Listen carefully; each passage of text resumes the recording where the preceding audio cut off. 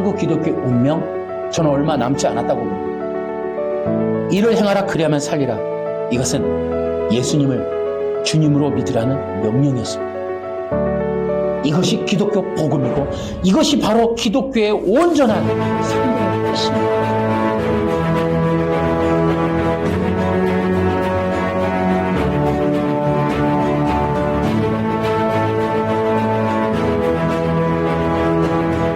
마지막 시대에 지금 기독교는 지금 매우 위험한 상황에 처해 있습니다. 밖으로는 이 정치적인 위기, 또 핍박, 압박 속에 있고 또 세계의 종교 통합운동의 그런 세력들에 의해서 지금 교회가 매우 위험한 그런 상황에 놓여 있다. 세계 기독교를 통합하는 그런 세력들은 누구냐? 바로 율법주의 세력들이다. 그래서 그들이 지금 하고 있는 일은 뭐냐? 지금 이 기독교를 본질적으로 율법주의로 변질시키는 것이다. 그럼 그들이 누구인가? 바로 영국의 신학, 웨스트민스터 신앙 고백서, 그다음에 청교도들의 능동순종, 그리고 미국의 웨스트민스터 신학교와 그 교수들, 그리고 그들이 지은 책들과 그들의 책을 출판하는 부흥과 개혁사, 이런 자들이 모두 지금 세계 기독교, 특히 한국 기독교를 율법화하는데 아주 혈안이 되어 있는 그런 세력들이다. 그들이 바로 지금 율법주의 후손들이고 지금 그들이 종교 이 운동을 하고 있는 자들이다. 한국 기독교의 가장 안타까운 게 뭐냐? 바로 율법주의자들의 이 위험함, 그리고 그들의 악함을 모른다는 것입니다. 이들이 어떻게 성경을 조작하고 왜곡해서 정말 구원의 문을 닫고 있는지 우리는 지금 분별하지 못하고 있다는 겁니다. 우리는 지금 매우 위험한 상황에 처해 있습니다. 기독교를 율법화하는 자들의 이 정체는 신학자들이고 권위를 가진 신학자들이고 큰 교회를 바탕으로 출판사 등을 통해서 아주 유명한 책들을 유명한 외국의 학자들을 통해서 책을 발간하고 있기 때문이다. 그들에 대한 경각심을 갖는 것이 지금 너무나도 중요한 상황에 놓여 있다. 제1장, 이제 우리가 웨스트민스터 신앙 고백서에 대해서 우리가 좀 살펴볼 필요가 있습니다. 이 웨스트민스터 신앙 고백서 과연 성경적으로 맞는가 하는 거예요. 지금 율법주의자들이 행위구원, 행위언약, 능동순종, 도덕법 이런 것들로 인해서 이 기독교의 복음을 완전하게 지금 조작하고 있다. 이런 것들을 우리가 지금 보고 있습니다. 우리가 한 가지 오늘 웨스트민스터 신앙 고백서를 우리가 한번 살펴볼 건데요. 그것을 알아보기 전에 우리는 하나의 신문 기사를 좀 봐야 될 것 같아요. 2024년 6월 20일 날 어떠한 공청회가 있었습니다. 이 공청회는 지금 합동총회에서 행한 것인데요. 그 내용이 뭐냐? 합동총회의 남전주 노회가 웨스트민스터 신앙 고백 속에 있는 행위 괴악으로 인해 지극히 사변적이고 비성경적인 주장들이 나타나고 있다라는 내용을 신학적 분석을 요청한 것에 대한 응답으로 이 총회, 합동총회에서 이 공청회를 개최했습니다. 그래서 108회 총회에서 신학부에 맡겨진 웨스트민스터 신앙 고백 속의 행위언약 사상에 대하여 사변적인 해석을 통해 성경의 진리를 혼란케 하는 신학 공청회 개최 청원 요청, 헌의에 대한 교단의 입장을 정리하기 위해서 이것을 마련했다고 했는데요. 결론은 뭐냐? 웨스트민스터 신앙 고백서에는 신학적 오류를 발견할 수 없었다라는 게 그들의 결론입니다. 과연 문제가 없었을까요? 이런 것을 볼 때 지금 누가 했어요? 합동. 이들이 누굽니까? 개혁신학을 외치는 자들이고 정통신학. 이제 한국에 유일하게 남아있는 정말 진보신학을 하고 있는 수많은 교단들을 제외한 정말 개혁신학, 올바른 성경적 신학을 주장한다고 그런 입장을 따른다고 하는 자들의 어떤 모습이냐? 그들 안에 지금 이렇게 이런 행위구원이라고 하는 것을 빌미로 얼마나 심각한 율법주의적인 요소들이 지금 그 신학 안에 내포되어 있는가. 그것으로 인하여 율법주의의 이 가장 큰 전략적 목적인 구원의 문을 닫는 이런 일들이 어떻게 이루어지고 있는가 하는 것들입니다. 그런데 이들이 이제 이 행위 언약이라고 하는 것을 규정하는 내용들을 살펴보면 대단히 재미난 내용들이 있습니다. 이 행위 구원은 뭐냐? 바로 아담이라고 하는 인간의 최초의 인간으로서의 원죄가 무엇이냐를 규정하는 것에 대한 겁니다. 그런데 이들이 아담의 행위 문제를 뭐라고 얘기하느냐 하면 율법에 대한 불순종, 도덕법에 대한 불순종이다 이렇게 규정을 하고 있는 겁니다.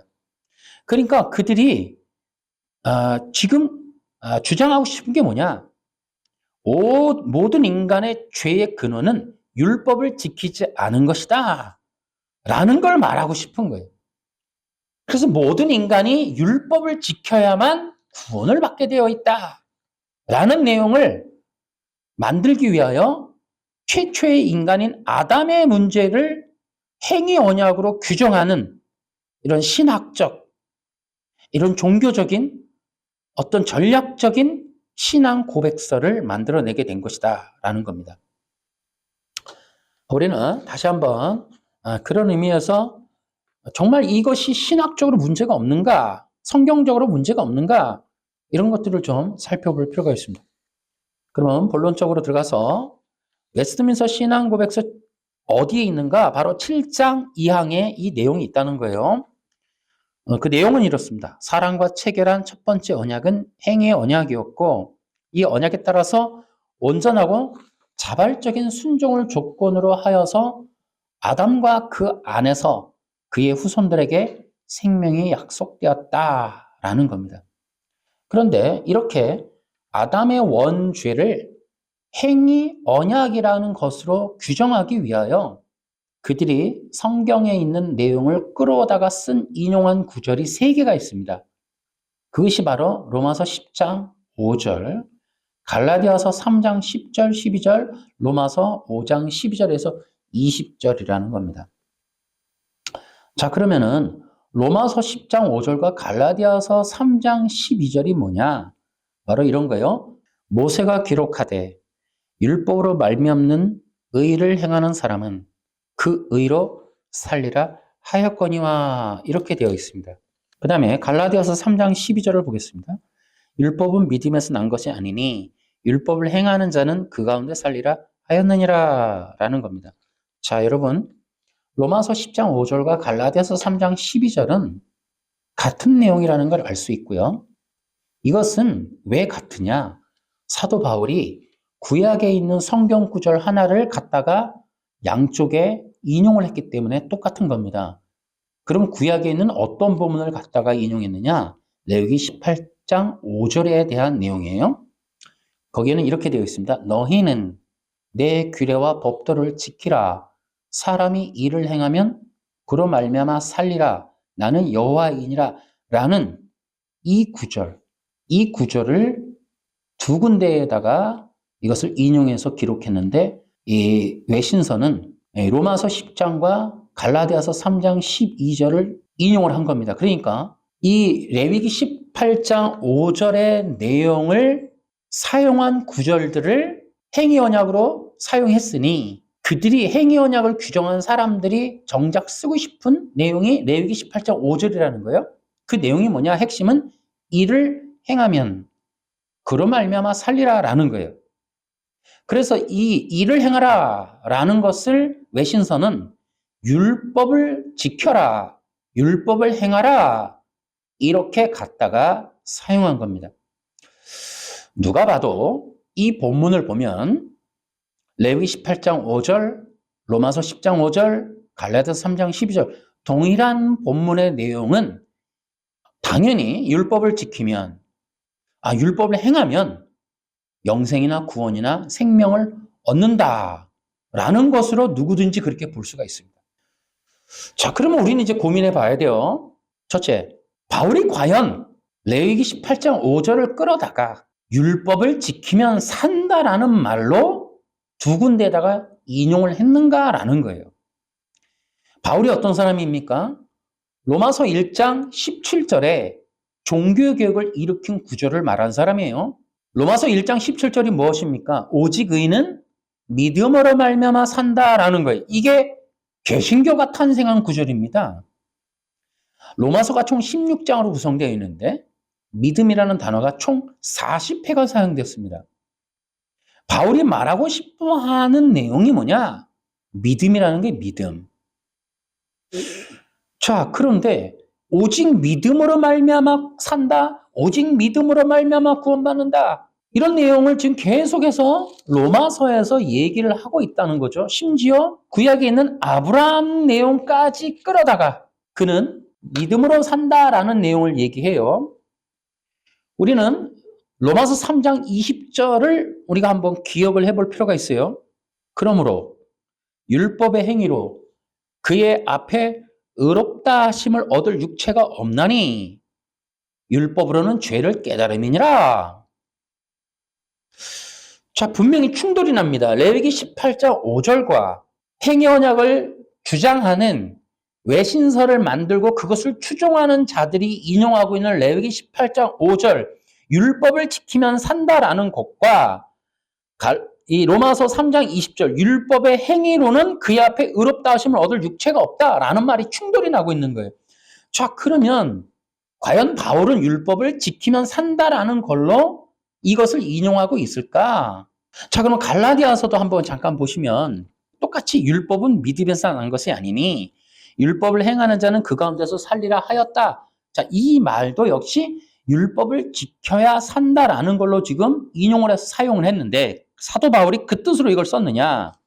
자, 거기 3장 2절에 내가 너희에게 다만 이것을 알려 하노니 너희가 성령을 받은 것이 율법의 행위로냐 혹은 듣고 믿음으로냐 라고 얘기를 하면서 6절에 뭐라고 돼 있어요? 아브라함이 하나님을 믿음에 그것을 그에게 의로 정하셨다 함과 같으니라. 그런즉 믿음으로 말미암은 자들은 아브라함의 자손인 줄 알지어다.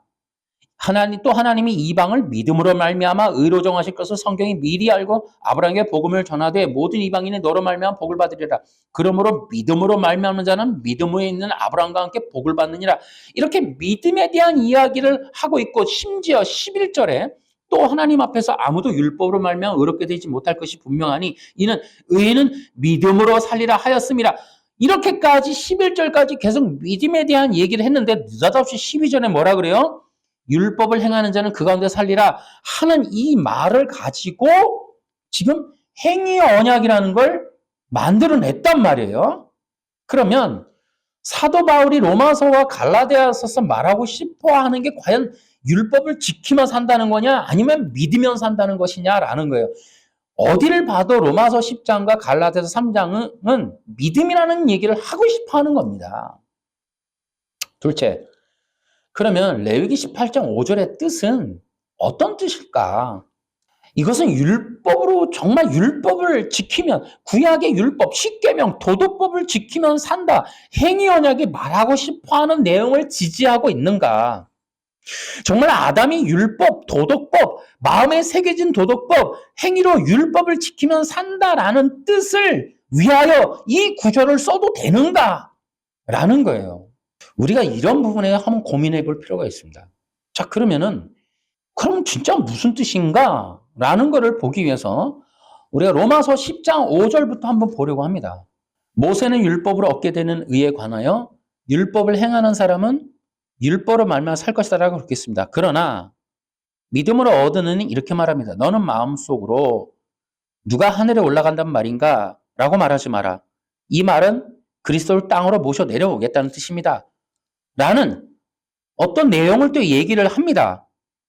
근데 여러분들이 이제 이 성경을 보다 보면은 6절과 이 7절의 내용이 구약에 있는 어떤 내용을 인용하고 있다라는 걸 알 수 있어요. 그러니까 로마서 10장 5절을 좀 설명하려고 그 다음에 6절, 7절, 8절, 9절 이렇게 쓰고 있는데 그 뒤에 구절을 쓰는데 로마서 10장 5절을 설명하기 위해서 쓰는 해설을 위한 내용이 구약에 있는 어떤 본문을 끌어다가 쓰는데 그 끌어다가 설명하는 본문이 어디 있냐면 신명기 30장 11절부터 14절까지라는 거예요. 이해되십니까? 여러분들 개역성경 보시면 거기 각주로 또 관주로 거기 표시되어 있어요. 6절에 보면은 이것이 어디에 나와 있는 거냐? 신명기 30장 12절에 나와 있다라고 되어 있어요.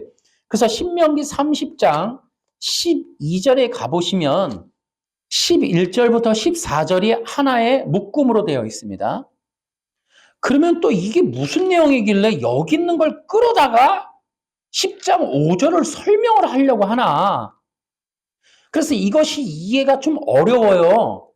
그래서 신명기 그 30장 11절부터 14절까지 내용을 쉬운 성경으로 제가 좀 읽어봐 드릴게요. 내가 오늘 여러분에게 주는 이 명령은 여러분에게 아주 어려운 것도 아니고 너무 멀리 있는 것도 아닙니다.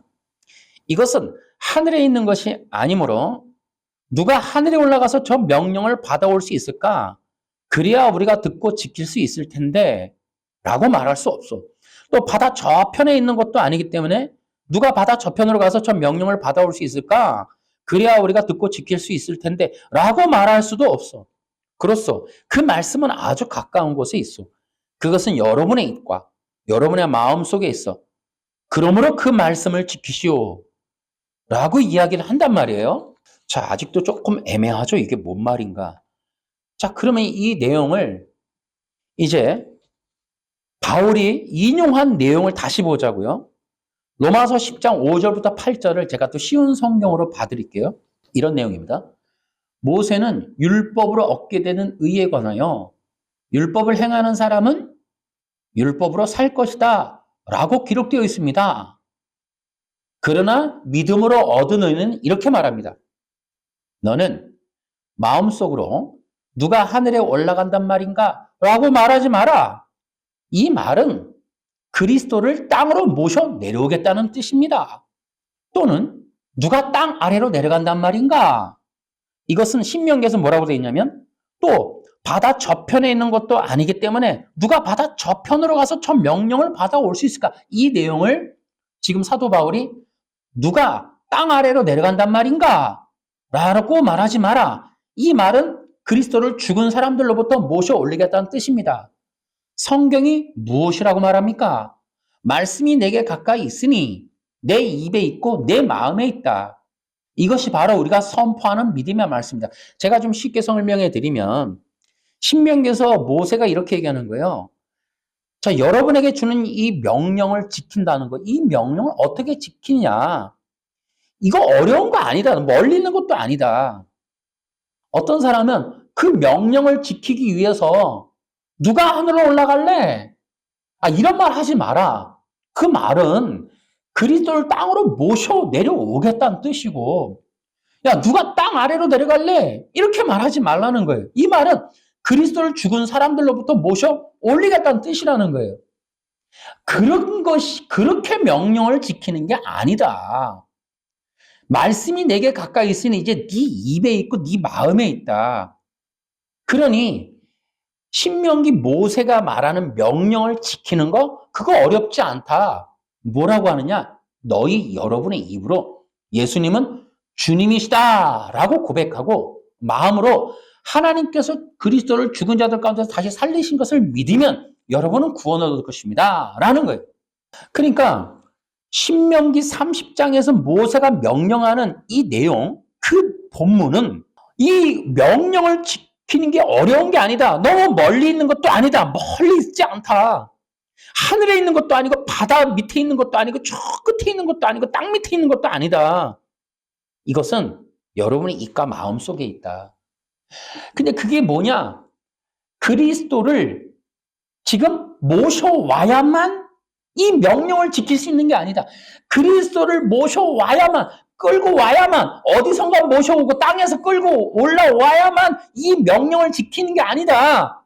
지금 너희들이 예수님은 주님이시다라고 고백하면 그것이 바로 신명기에서 모세가 명령하는 명령을 지키는 것이다 라는 내용이라는 거예요. 그러니까 신명기에서 모세가 명령하고 있는 것을 지키기 위해서 하늘에 올라갈 필요 없다. 하늘에 올라가서 그리스도를 모셔와야만 그 명령을 지킬 수 있는 것도 아니고 바다 끝에 가서 모셔와야만 지킬 수 있는 거 있다. 그분이 지금 여기 모셔와야만 나 이제 그 명령을 지켜. 그 명령이 뭐예요? 그분이 와야만 내가 이제 예수님 그리스도를 믿을 수 있어. 그리스도를 믿어. 그러니까 내가 그리스도를 믿어야 하는 이 명령을 지켜야 되니까 그분이 와야 돼. 그럴 필요 없다 말이지. 지금 여기서 예수님은 주님이야 라고 명령을 하라는 거예요. 그 고백하라는 거예요. 이게 엄청난 내용입니다, 지금. 자, 그러니까 그리스도를 모셔와야만 내 눈앞에 있어야만 그분이 계셔야만 그 명령을 지킬 수 있는 게 아니라는 거예요. 지금 여기에 그분이 굳이 오셔야만 그 명령을 지킬 수 있는 게 아니다. 그 명령은 신명기 모세가 말했듯이 여러분의 입과 여러분의 마음에 있어. 그 말씀이 여러분의 마음 입속에 이미 그 말씀이 들어있으니 그 말씀을 순종하시면 됩니다. 지키세요. 그러면 지키는 게 뭐냐? 예수님은 주님입니다. 라고 말하는 게 지금 신명기에서 그 말씀을 지키는 거라는 거예요. 그리고 마음에 있다는 게 뭐예요? 내 마음에 그 마음으로 뭐 한다? 하나님께서 그리스도를 죽은 자들 가운데 다시 살리셨다라는 걸 마음으로 믿으면 여러분은 구원을 얻을 거라는 거예요. 자, 그것이 신명기의 명령을 지키는 거랍니다. 그러니까 로마서 10장 4절 5절에서 그리스도께서는 모든 믿는 자에게 의가 있도록 하기 위해서 율법의 마침이 되었습니다. 모세가 기록하되 율법으로 말미암는 의를 행하는 사람은 그 의로 살리라 하였음이라 이렇게 얘기를 한단 말이에요. 그러니까 이 4절을 설명하기 위해서 5절이 사용되어서 그 5절이 레위기 18장 5절인데 그 레위기 18장 5절이 율법을 행하는 사람은 율법으로 말미암아 살 것이다 라고 기록하고 그 5절을 신명기 30장으로 추가적으로 풀어준 겁니다.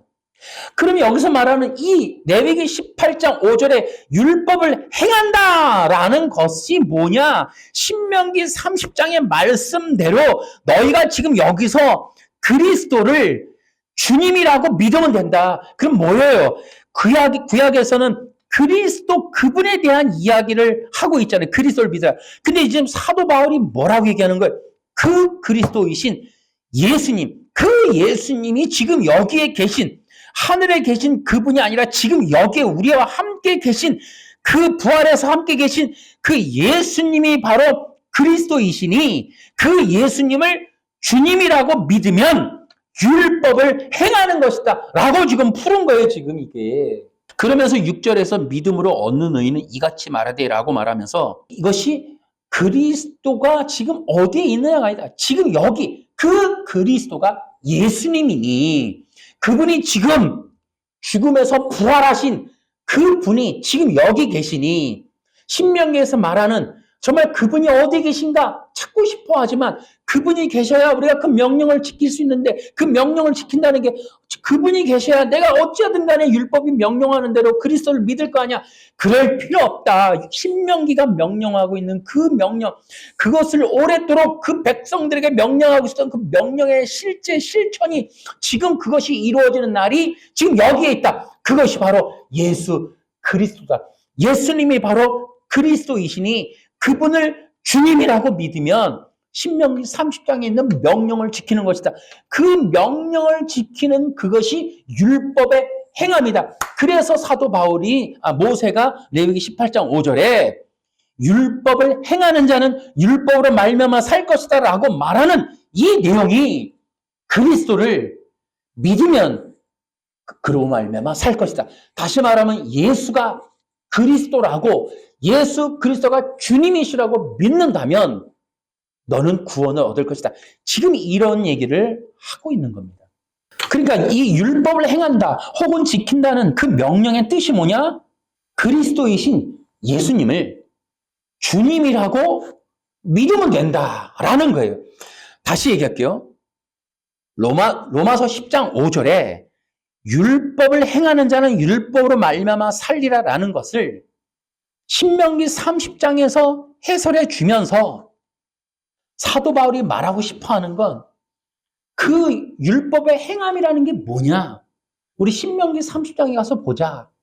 그리고서 모세가 명령하는 이 명령을 어떻게 지킬 것인가, 어떻게 행할 것인가 라고 해설하는 걸 보니 그것을 그리스도가 오셔야 그 율법을 행할 것이 아니냐, 곧 그리스도가 계셔야 율법을 믿을 수 있을 거 아니냐라는 말을 지금 그것이 바로 율법의 행함이다라고 바울이 말하고 있는 거예요. 그렇기 때문에 행위 언약이 율법주의자들이 지금 레위기 18장 5절을 가지고 율법을 행하면 율법으로 말미암아 살 것이다. 이를 행하라 그리하면 살 것이다 라는 이 말을 율법, 곧 도덕법을 지키면, 인간이 이것을 지키면, 십계명을 지키면 그로 말미암아 살 것이다 라는 말로 인용한 건 조작이라고요. 비성경적인 인용이라는 뜻이에요. 성경적이지 않다라는 거예요. 행위 언약은. 왜? 이 모세가 레위기 18장 5절에서 말하고 있는 것과 사도 바울이 그 본문을 끌어다가 말하고 싶어하는 내용은 십계명 도덕법, 율법에 순종하거나 그것을 문자적으로 지키거나 안식일을 지키면 그것으로 산다라는 걸로 인용하는 게 아니란 말이에요. 다시 말하면 레위기 18장 5절을 인용할 때에 사도 바울은 그리스도, 곧 그리스도이신 예수님을 주님이라고 믿으면 산다라는 걸로 인용하고 있다라는 거예요. 내가 만일 내 입으로 예수를 주로 시인하며 또 하나님께서 그를 죽은 자 가운데 살리신 것을 내 마음에 믿으면 구원을 받으리라. 사람이 마음으로 믿어 의에 이르고 입으로 시인하여 구원에 이르느니라. 성경에 이르되 누구든지 그를 믿는 자는 부끄러움을 당하지 아니하리라 하니라고 되어 있어요. 과연 그러면 이 내용이 어떤 내용이냐를, 그럼 이 내용이 맞는가를 우리 로마서를 다시 한번 보는데 어딜 보느냐? 이번에 로마서 9장 30절을 보도록 하겠습니다. 이것도 시간 절약하기 위해서 바로 제가 다른 성경으로 좀 볼게요. 이것을 현대인의 성경으로 좀 보겠습니다. 그렇다면 우리가 무슨 말을 해야 되겠습니까? 하나님을 찾지 않던 이방인들은 믿음으로 의롭다는 인정을 받았는데 율법을 지키려고 애쓰던 이스라엘은 그 인정을 받지 못하였습니다. 왜 그렇습니까? 그들은 믿음이 아닌 행위로 그것을 추구하다가 장애물에 걸려 넘어진 것입니다. 이것은 성경에 보라, 내가 걸려 넘어지게 하는 돌과 바위를 시온에 둔다. 그러나 그를 믿는 사람은 부끄러움을 당하지 않을 것이다. 라고 쓰인 말씀과 같습니다. 라고 사도 바울이 이사야서 8장 14절과 이사야서 28장 16절을 인용해서 이것을 쓰고 있는 거예요. 그러니까 여기서 지금 9장에서 말하고 싶어 하는 게 뭐예요? 이스라엘은 의의 율법을 추구했다는 거예요. 자, 이 개역개정을 보겠습니다. 의의 율법을 따라간 이스라엘은 율법에 이르지 못하였으니 어찌 그러하냐? 이는 그들이 믿음을 의지하지 않고 행위를 의지함이라. 부딪힐 돌에 부딪혔느니라. 다시 말하면 사도 바울이 지금 말하고 있는 이스라엘의 문제가 뭐냐면 이 율법을 믿음으로 추구했어야 되는데 행위로 추구했다는 거예요. 그래서 그들이 넘어질 수밖에 없었다는 겁니다. 그 내용을 또 설명하기 위해서 사도 바울이 이사야서를 두 군데를 인용한 거예요. 근데 이것도 대단히 중요하기 때문에 연속해서 보겠습니다. 나는 성소와 같을 것이지만 이스라엘과 유다에게는 걸려 넘어지게 하는 돌과 바위가 될 것이며 예루살렘과 주민들에게는 함정과 덫이 될 것이다. 이사야서 28장 16절에 또 이렇게 그러나 주 여호와께서 이렇게 말씀하신다. 보라, 내가 시온에 한 돌을 놓아 기초를 삼았으니 곧 시험한 돌이요 귀하고 견고한 기초석이다. 그를 믿는 사람은 놀라 당황하지 않을 것이다. 이 말을 이제 이 개역성경에서 사도 바울이 인용을 해요. 부딪힐 돌에 부딪혔느니라 33절에 기록된 바 보라 내가 걸림돌과 거치는 바위를 시온에 두노니 그를 믿는 자는 부끄러움을 당하지 아니하리라 함과 같으니라 라고 이렇게 기록되어 있습니다. 그런데요, 여러분들이 주의 깊으신 분들은 이 걸림돌, 개역성경이 말하는 부딪힐 돌, 32절에 부딪힐 돌, 그 다음에 31절에 걸림돌과 거치는 바위, 이것을 여러분들이 찾아보시면, 여러 자료들을 찾아보시면 이것이 무엇인가? 도대체 걸림돌, 장애물에 걸려 넘어졌는데 이 장애물이 되고 있는 돌과 바위. 보라, 내가 시온의 한 돌을 놓아 기초를 삼았으니 시험한 돌이요 귀하고 견고한 기초석이다를 여러분들이 주석을 찾아보면 이것을 뭐라고 표현해놨냐면 예수 그리스도를 예표한다고 되어 있습니다. 그래서 이사야서 다시 한번 28장 16절 볼게요. 그러나 주 여호와께서는 이렇게 말씀하신다. 보라, 내가 시온의 한 돌을 놓아 기초를 삼았으니 그 시험한 돌이요 귀하고 견고한 기초석이다. 뭐라고 되어 있어요? 그 다음에 그를 믿는 사람은 놀라 당황하지 않을 것이다. 바로 이 돌이 그를 믿는 사람은 이 말을 이제 사도 바울이 로마서 9장에 갖다가 쓰는 거예요. 그러면서 뭐라고 되어 있냐면 왜 얻지 못했을까요? 쉬운 성경 9장 32절 봅니다. 왜 얻지 못했을까요? 그것은 그들이 믿음에서 나오는 의를 추구한 것이 아니라 그 의가 마치 행위에서 나온 것으로 생각하고 의를 추구했기 때문이다. 그래서 그들은 걸림돌에 걸려 넘어지고 말았습니다. 보라, 성경에 보아라. 내가 시온의 사람들의 발에 부딪히게 하는 돌과 사람들을 걸려 넘어지게 하는 바위를 놓으리니 그를 믿는 사람은 부끄러움을 당하지 않을 것이다. 라는 거예요. 그러니까 이게 무슨 뜻이냐? 너무너무 중요한 겁니다. 사도 바울이 9장 30절부터 말하고 싶어 하는 게 뭐냐? 이스라엘은 율법을 가진 사람들이기 때문에 율법을 통해서 그를 믿게 된다면 부끄러움을 당하지 않을 것이다. 그런데 그들이 믿음이 아니라 의로서 추구한다면, 행위로 그 율법을 추구하면 그들은 반드시 그 걸림돌, 그 기초석, 그 장애물에 걸려 넘어지고 말 것이다. 여호와 하나님께서 그것을 거기에다 놓으셨다는 거예요.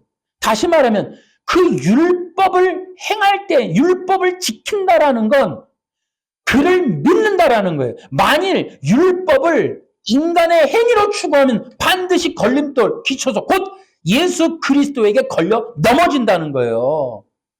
그래서 그를 믿으면 걸려 넘어지지 않고 그를 믿으면 부끄러움을 당하지 않지만 그에게 그 돌에 걸려서 넘어지면 예수님을 믿지 않고 예수님 때문에 걸려서 넘어지면 부끄러움을 당하게 될 것이다. 율법을 행위로 추구하면 부끄러움을 당할 것이지만 율법을 통해 그를 믿는 사람은 부끄러움을 당하지 않을 것이다 라는 거예요. 이게 지금 사도 바울이 말하고 있는 내용입니다. 그러니까 이사야가 기록하고 있는 시온의 한 돌, 견고한 기초석, 그게 예수님이라고요.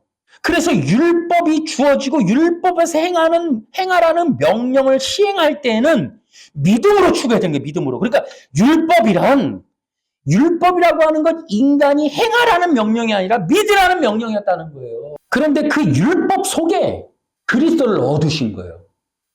근데 그것이 어떻게 해요? 돌뿌리로 들어가 있는 거예요. 그러니까 사람들이 이것에 걸려 넘어지도록 하신 거예요, 하나님이. 왜? 구분해야 되니까. 부끄럽게 넘어질 자들을 골라내야 되니까, 마지막 시대에 이렇게. 여러분, 제가 이거 얘기할 때 합동총회 얘기했어요.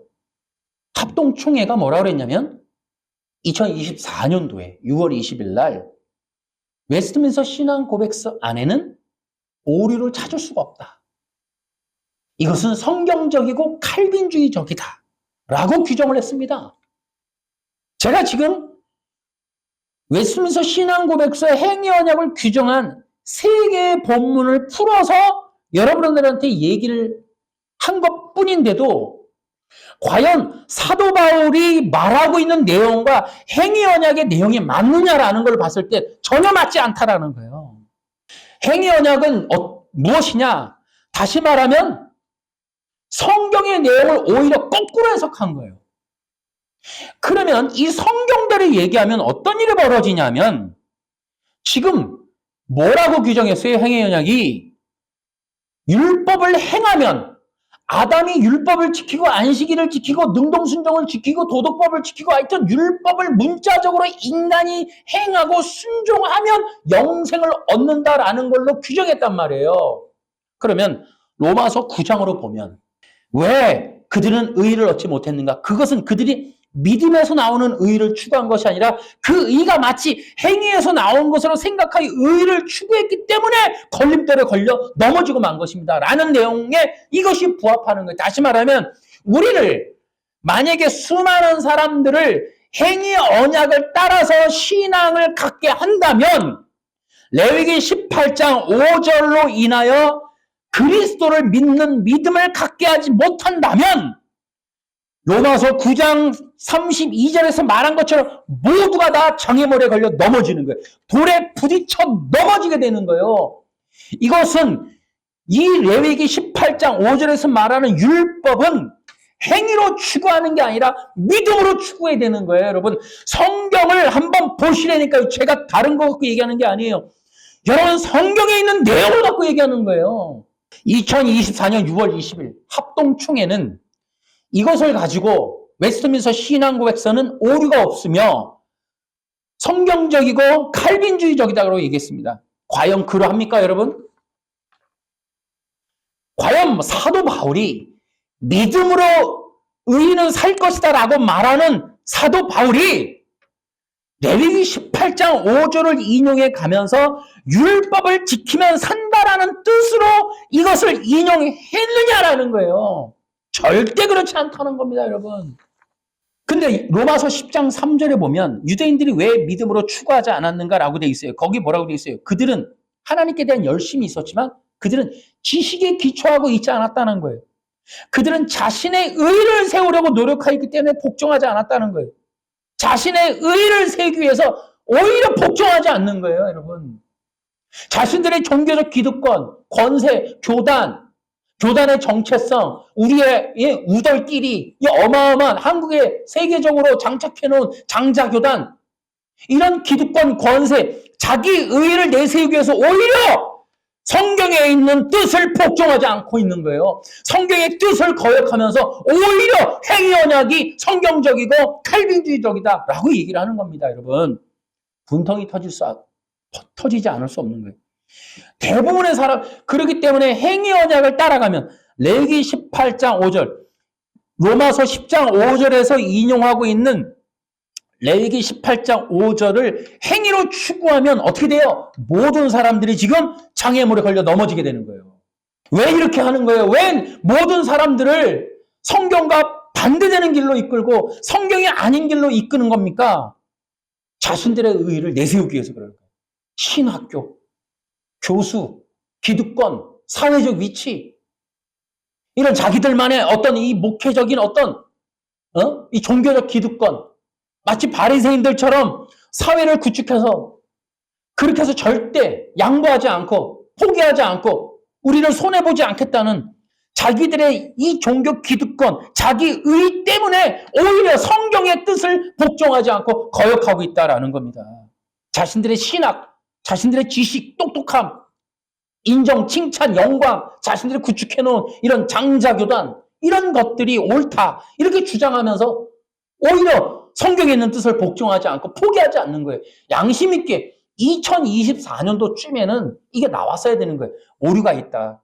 이걸 개혁하겠다. 개혁하면서도 얼마든지 장자교단 할 수 있잖아요. 근데 이렇게 하지 않는다는 거예요. 여러분, 인류 최초의 범죄, 원죄를 행위 언약이라고 규정한 것은 외신서입니다. 근데 그렇게 규정할 수 있는 근거를 로마서 10장 5절과 갈라디아서 3장 12절에서 찾았습니다.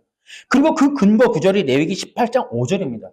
여러분들이 이 성경 구절들을 자세히 다른 여러 성경들과 번역본들을 통해서 해설서들을 통해서 이걸 분석해 보십시오. 레위기 18장 5절에 나오는 율법을 행하라, 일을 행하라, 그리하면 살리라가 과연 율법을 지키면 산다는 뜻이냐라는 절대 아니라는 거예요. 그런데도 이것을 이 행위 언약에 대한 잘못된 걸 이의를 제기하지 않는 이런 이유, 그리고 침묵하고 있는 것. 수많은, 여러분 생각해 보십시오. 남전주 노회가 이것에 대한 이의를 제기했었는데 왜 다른 사람들은 이의를 제기하지 않는 겁니까? 행위 언약을 따라가면 심각한 문제가 발생할 수 있는데 여러분 기독교가 뭡니까? 예수 그리스도를 주님으로 믿는 겁니다. 여러분 이 성경 왜 들고 다녀요? 구약을. 구약이 모든 게 그리스도에 대한 이야기다라는 것 때문에 들고 다니는 거예요. 왜요?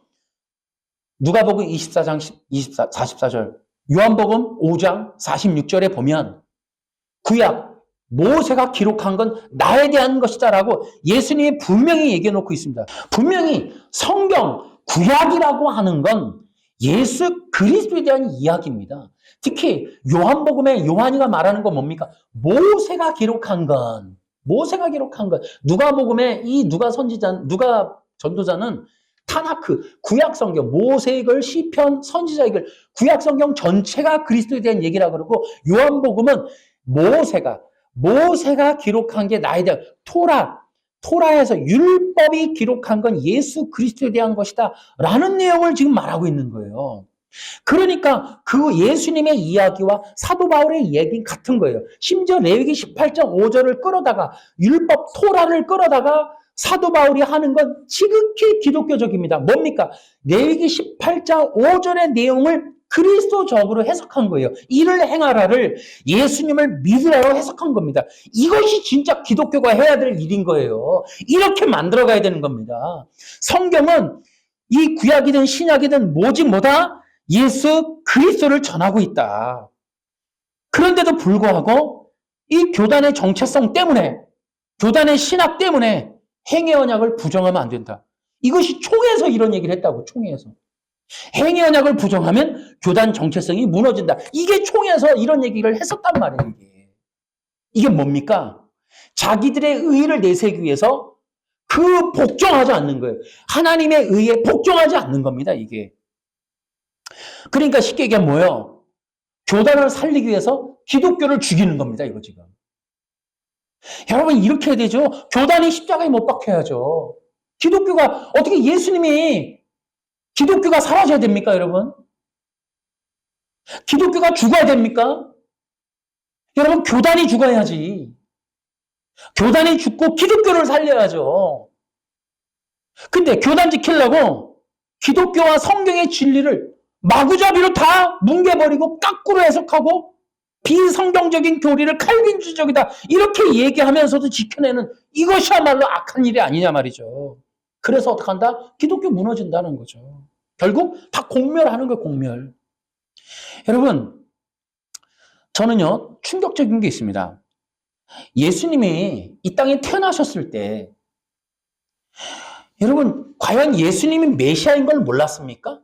예를 들어 예수님이 바리새인들과 논박을 하고 예수님이 공생의 사역을 하실 때에도 정말 바리새인들이나 율법주의자들이 예수님의 메시아라는 걸 몰랐을까요? 아니라는 거예요. 여러분 이미 성경은 다 증거를 말하고 있습니다. 목동들이 알려줬죠, 여러분. 심지어 어땠어요? 동방 박사들이 별을 보고 왔습니다. 동방에 예루살렘에 들어올 때 동방에서 보따리를 들고 찾아왔고 마구간에 갔어요. 수많은 사람들이 다 봤습니다. 심지어 어땠어요? 헤롯이 놀래갖고 그 서기관들을 불러다가 어디서 태어나느냐? 특별 회의까지 열어서 종교회의. 이 로마 사람이 오히려 종교회의를 열어서 예수님의 태어남과 그의 태어나는 지역과 그것에 대해서 회의를 열었어요. 그리고 어떤 결정을 했어요? 3살 아래 남자 다 죽여라 그랬어요. 여러분 어떤 법이 시행이 돼요? 예를 들어 어떤 집에 들어가서 군관이 아이를 데리고 나와요. 그리고 죽인단 말이에요. 그러면 이거 왜 그러십니까? 라고 부모가 얘기할 거 아니에요. 그러면 그 사람들이 얘기할 거 아니에요. 이거 왕명이다. 그런데 이게 어느 지역만 그래요? 이게 전국 초토화시키는 거예요. 그러면 이게 모르는 사람이 어디 있어요, 이거를. 메시아가 태어났다는 소식을 모르는 사람이 어디 있냐니까요. 그 당시 사람들이. 아이를 다 죽이고 있는데 이게 왜 소문이야? 왜 모릅니까? 여러분 모든 사람들이 다 아는 거예요. 심지어 이스라엘의 왕이 태어난 게 헤롯 그 왕궁에서 소동이 일어났고 그 서기관들이 그 연구를 했고 베들레헴이라는 걸 알아냈고 수많은 사람들이 알고 있었습니다, 여러분. 공생의 기간이요? 여러분 공생의 기간 동안 예수님 어떠셨어요? 수많은 사람들이 따라다녔습니다. 여러분 오병이어 기적 때 그 당시 모일 수 없는 사람들이 모였어요. 다른 지역에 있는 수많은 사람들이 몰려다녔습니다. 예수님이 다니시는 곳마다 사람들이 넘쳐났어요. 왜요? 이스라엘의 왕이었으니까. 메시아라는 분이 왔었기 때문에. 그리고 그가 하는 일들마다 놀라운 일들이 많이 일어났어요. 그래서 여러분, 그 당시 사람들이 충격적인 얘기들을 해요. 예를 들어 한번 볼까요? 마태복음 보세요. 사람들이 놀라 말했습니다. 이 사람이 혹시 다윗의 후손 메시아가 아닐까? 바리새파 사람들이 이 말을 듣고 말했습니다. 얼른 덮어야 되니까 이 사람이 귀신의 우두머리인 바알세불의 힘을 빌려 귀신을 내쫓는다 라고 얘기를 하는 거예요. 또 요한복음 보세요. 7장 40절에 이렇게 돼 있어요. 사람들 중에서는 이 말씀을 듣고 이분은 참으로 장차 오시리라 예언된 그 예언자이다 라고 말하는 사람들이 있었습니다. 또는 다르게 이분은 그리스도다라고 말하는 사람도 있고 아니다라는 사람도 있었다. 그래서 이런 사람도 있고 저런 사람도 있었는데 이 예수님이 그리스도라는 사람들이 분명히 있었다는 거예요. 근데 그 또 하나가 9장에 가서 보면 이런 얘기가 있어요. 9장 22절에 보면 그의 부모가 이렇게 말한 것은 유대인들을 두려웠기 때문입니다. 또한 유대인들은 예수를 그리스도라고 인정하는 사람은 누구든지 회당에서 쫓아내기로 이미 결정했기 때문입니다. 이미 이런 결정이 있었다고요. 그러니까 예수가 그리스도라고 믿고 싶어도 믿지 못하는 거예요, 지금 이게. 이게 종교 기득권자들이 하는 일이에요. 왜? 그들은 알았다니까요. 예수님이 메시아인 걸 알았어요. 그런데도 죽음에 넘기우는 거예요. 바리새파 율법주의자들이 하는 일이 그런 거예요. 바리새파 율법주의자들 향해서 예수님이 그래서 마태복음 23장에 독사의 자식들이라 뱀의 후손들아 너희들의 화 있을진저라고 얘기하는 거예요. 그들이 악한 자들이라는 거예요. 예수님을 알고도 죽이는 거예요. 예수님 메시아인 걸 알면 사람들이 믿어서 구원받게 해야 되는데 그들에게 뭐라 그래요? 이들은 구원의 문을 막는 자다. 자기도 안 들어가고 남도 못 들어가게 한다. 막는 거예요, 막는 거. 알아도 막는 거예요, 알아도. 저는 묻고 싶습니다, 여러분. 제가 양심적으로 묻는 거예요. 제가 이 설교 영상을 올리면 저에 대한 비난이 있을 수도 있어요. 종교 기득권자들은 불같이 달려들겠죠. 열받아 하겠죠. 이 내용을 얘기하면 자기들을 비난하니까. 예수님이 메시아라는 걸 많은 사람들이 알고 있었고 믿었어요. 근데 유대 종교인들은 예수님을 기필코 재판에 넘깁니다. 왜? 자기들의 기득권이 깨지니까. 종교라고 하는 기득권은 이렇게 무서운 거예요, 여러분. 자기주의 중심인 거예요. 메시아이신 예수님까지도 처단하는 그들. 이것이 자신들의 이 세워놓은 종교 기득권을 지키려고 하는 이 인간의 악함이라는 게 바로 이런 거예요. 예수님까지 처단하는 거예요. 행위 언약을 규정한 문제. 여러분, 외신서를 만든 영국 사람들 정말 이건 몰라서 만들었냐는 거예요. 한 1000명 가까이가 5년 동안 이 연구한 결과가 행위 언약이라는 거냐는 거죠. 여러분, 저는 성경만 보고 알았습니다, 이거. 그러면 그들이 어떤 사람들이에요? 청교도 사람들 아닙니까? 더군다나 킹제임스 버전이 있었습니다. 근데 그들이 5년 동안 1000명이 가까이 당대 최고의 석학들이 모여서 만든 결론이 행위 언약이다. 레위기 18장 5절은 율법을 지키라는 뜻이다. 이게 결론이냐는 거죠. 저는 모르고 이렇게 했다고 보기는 어렵습니다, 저는. 이것은 고의적인 조작이다라고 밖에는 이건 볼 수 없는 거예요. 여러분, 이미 바울은 1세기의 얘기예요. 우리가 지금 읽었던 로마서, 레위기 이거 다 해설한 거 1세기 얘기입니다. 1세기. 바울은 이미 1세기에 구약의 레위기 18장 5절의 내용을 이해했다니까요. 근데 16세기 영국의 킹제임스 성경도 있었던 이렇게 학문적이고 성경을 번역할 정도의 뛰어난 사람들이 있었던 이 사람들이 레위기 18장 5절의 뜻을 몰랐다고요? 로마서 10장 5절이 갖고 있는 바울이 거기서 말하고 싶어하는 내용이 뭔지를 몰랐다? 16세기 사람들이 킹제임스 버전까지 번역할 정도의 뛰어난 사람들이 이걸 몰랐다? 저는 그렇게 보지 않습니다. 이건 고의적인 조작이다라고 봅니다. 지금도 마찬가지예요. 지금도. 수많은 신학자들이 결국은 이거 총회에서 이 신학부에서 연구한 결과 이것은 성경적이며 칼빈주의적이다. 정말 저는 성경만 보고 이해가 됐는데도 성경 보고 얘기한 거냐는 거예요. 저는 그들이 자신들의 그냥 교리를 안주하는 사람들이다 밖에는 보이지 않습니다. 절대로 이거는 성경적이다. 도대체 어디 성경을 보고 얘기한 거냐 저는 항의하고 싶어요. WEA라는 게 세계 복음주의 연맹인데 이게 작년 한국에 있었습니다. WEA가 어떤 단체냐? 웨스트민스터 신앙 고백서를 발간한 200주년을 기념해서 만든 잔치예요. 다시 말하면 WEA가 하는 일이 뭐냐면 웨스트민스터 신앙 고백서를 새로운 기독교의 장로의 전통, 사람의 계명으로 만들겠다는 겁니다. 다시 말하면 율법을 통해, 율법을 지키신 예수님을 통해 모든 사람이 율법 지킨 것으로 구원 얻게 하겠다라고 하는 내용, 다시 말하면 능동순종을 전 세계 기독교의 정통 신학으로 넣겠다는 것이 WEA의 전략적 목적입니다. 다시 말하면 지금의 기독교를 율법주의 그 발 아래로 놓겠다. 그것을 반드시 만들고야 말겠다. 이것이 바로 WEA가 하고 있는 일들입니다. 다시 말하면 세계 기독교 종교 통합운동의 방향은 바로 율법주의 통합운동이 될 것이다 라는 겁니다. 아까 얘기했지만 여러분 영국교회 어떤 교회입니까? 청교도 국가입니다. 킹제임스 번역, 여러분 지금 한국에서 논란이 많지만 대단한 성경이면 틀림이 없지 않습니까? 그렇게 그런 성경을 번역할 정도의 뛰어난 사람들이 있었고 웨스트민스터 신앙고백서를 만들 정도의 대단한 사람들이 있었습니다. 그 다음에 청교도들이 있었고 미국에서 있었던 청교도들이 어떤 신앙인지 우리는 수많은 책들을 통해서 이미 알고 있고 존 오웬을 통해서도 보고 있습니다. 그런데 놀라운 건 이 청교도들 거의 100%, 90% 이상이 능동순종주의자들이라는 사실을 우리는 간과해서는 안 된다는 겁니다. 그래서 이미 이 영국 교회는 망하고 있습니다. 오래전부터 이미 영국 기독교는 다 끝장나고 있습니다. 독일 기독교도 이미 끝장나고 거기는 진보 기독교 때문에 그렇고 이 영국은 바로 율법주의 기독교 때문에 망하고 있다는 거예요. 자, 그런데 제가 이렇게 열불 내는 건 뭐예요? 이 모든 것들이 지금 한국 교회에 심각할 만큼 지금 퍼져가고 있고 구축되어 가고 있기 때문에 저는 이것이 심각하다고 보는 거예요. 다시 말하면 영국 기독교를 똑같이 따라가고 있다. 다시 말하면 한국 기독교도 곧 멸망할 날이 다가오겠다. 한국 기독교가 다른 종교, 절간이나 안식교나 이미 신천지에 팔리는 건 이 예사도 아니고 술집이나 이제 나이트클럽으로 팔릴 일도 얼마 남지 않았다. 이 외신서와 행위 언약의 조작과 왜곡의 이 내용들, 이것 때문에 지금 한국 기독교는 위기에 처해 있다. 거기에서부터 나오는 엄청난 얘기들이 많이 나와 있다.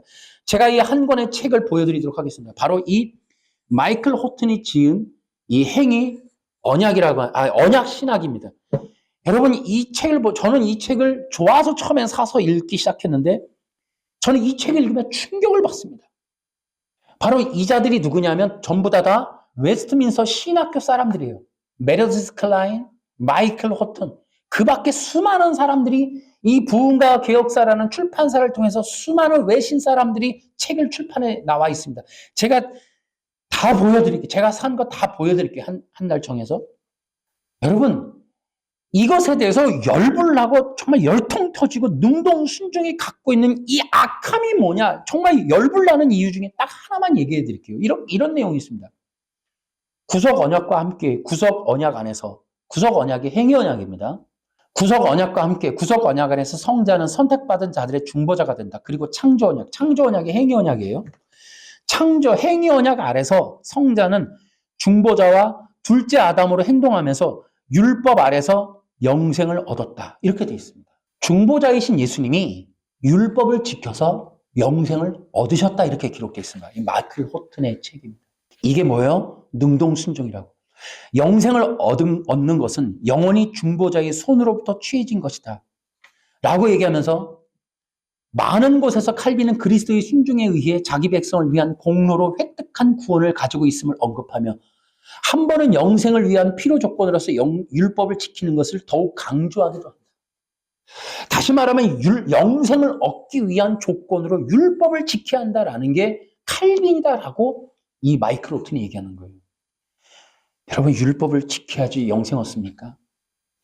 여러분 사도 바울이 지금 말하고 있는 그러니 우리가 지금 종교가 개혁이 됐는데 이 기독교가 지금 율법주의에 장악되고 있다는 게 바로 이런 거예요.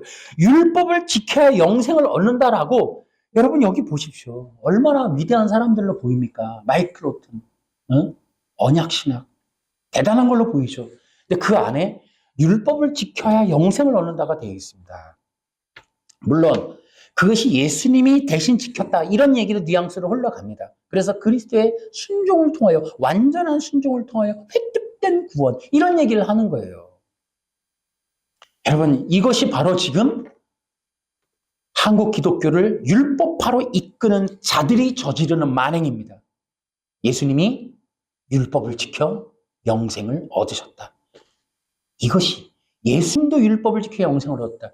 이게 바로 능동순종이 갖고 있는 엄청난 음모입니다. 여러분. 예수님이 영생을 얻으신 그런 얘기 나중에 또 하도록 하겠습니다. 그들이 어떻게 성경을 조작하고 율법을 문자적으로 행하고 지켜요.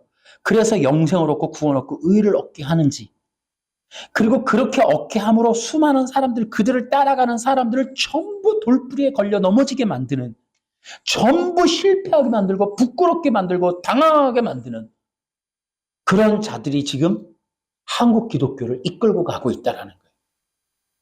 지난 작년에 WEA 총회 사랑의 교사 하면서 한국의 장자교단이 WEA와 연합하는 걸 우리는 보았습니다. 앞으로 이런 일들이 이제 지금도 엄청나게 급속도로 진행되고 있을 겁니다. 한국 기독교의 운명, 저는 얼마 남지 않았다고 봅니다. 그들이 WEA가 뭐라 그랬습니까? 2033년을 얘기했습니다. 리고렌이 로마 가톨릭이 원하는 그 목표와 같이 간다라는 거예요. 2030. 한국 기독교의 운명은 10년도 안 남았다. 저는 그렇게 봅니다. 여러분, 레위기 18장 5절. 이를 행하라 그리하면 살리라. 이것은 예수님을 주님으로 믿으라는 명령이었습니다. 이것이 사도 바울이 말하고 있는 내용이고 모세가 말했던 내용이고 사도 바울이 성경이 기독교가 말하고 있는 내용이고 예수님도 말하고 있는 게 이를 행하라가 예수님을 믿으라는 것이다. 이것이 기독교 복음이고 이것이 바로 기독교의 온전한 성경의 뜻입니다. 이것이 기독교가 지켜야 될 내용임에도 불구하고 지금 이것을 다 분쇄하고 분해하고 조작하고 왜곡하고 무너뜨리는 일을 우리보다 훨씬 권력이 센 사람들이 지금 진행하고 있다. 성도들이 너무 안타깝고 기독교가 너무 안타깝고 이 한국교회가 너무 안타깝습니다. 이것을 분별하여 분명히 이들과 싸우고 이들과 결별하고 이들을 따라가지 않는, 이들을 율법주의자로 규정하고 절대로 그들을 따라가지 않는 일들이 일어나길 바라고, 그래서 온전한 기독교를 회복하는 일들이 우리 기독교 얼마 남지 않은 기간 동안 일어나기를 주 예수님의 이름으로 축원합니다.